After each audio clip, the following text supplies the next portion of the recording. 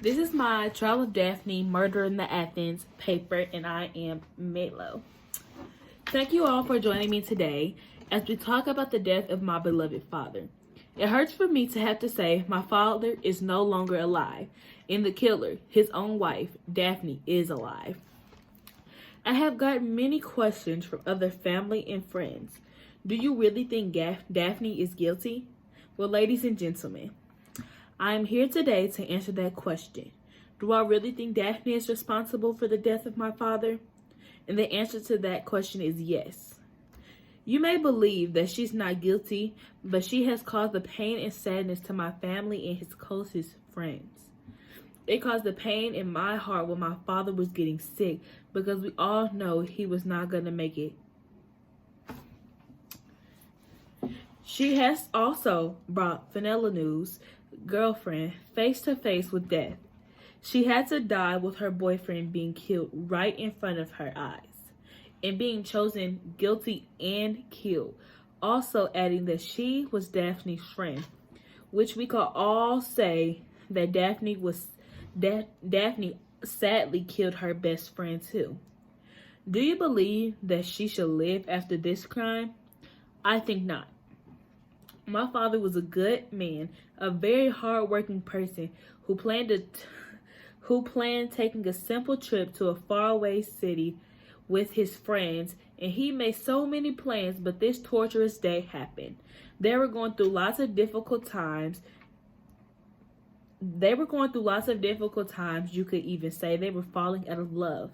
But Daphne was too obsessed. She thought if she can't have him, nobody can. She let that obsession take over her, and she had no self-control. And this is what caused my dear old father's death. She does not have any self-control in this case.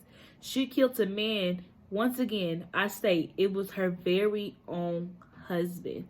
I went through so much grief just to know that his own wife had killed him. You might ask, where the person who would sell such a torturous thing lie at this moment? You may know that salesperson has recently gone missing. It's suspicious that the salesperson is gone right after the death. She maybe ran away knowing that there was no love potion and is hiding the evidence. It also makes sense that a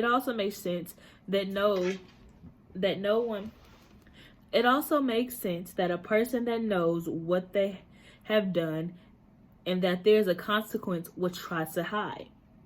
I might also add that Daphne refused to let her slaves be questioned at a crime like this. Such questioning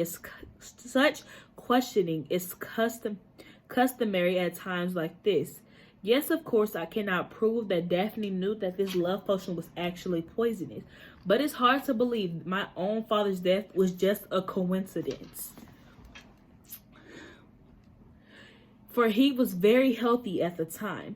After the poisoning, my father got very ill. At one point, I knew that what was going to happen. Everyone did.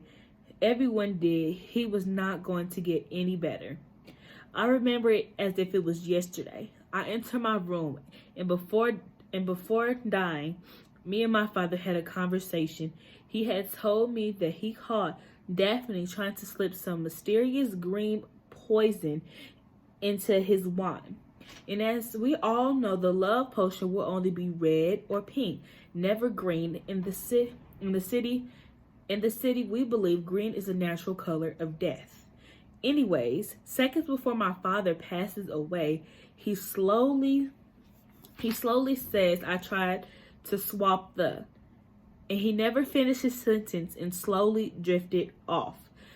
As I believe that moments before my father's death, he was trying to swap the drink so he could live forever. As his satisfaction, he drinks almost all of the wine in one sip to celebrate knowing he is going to live. I rest my case that Daphne is responsible for the death of my father. Thank you for hearing me. Have a great day.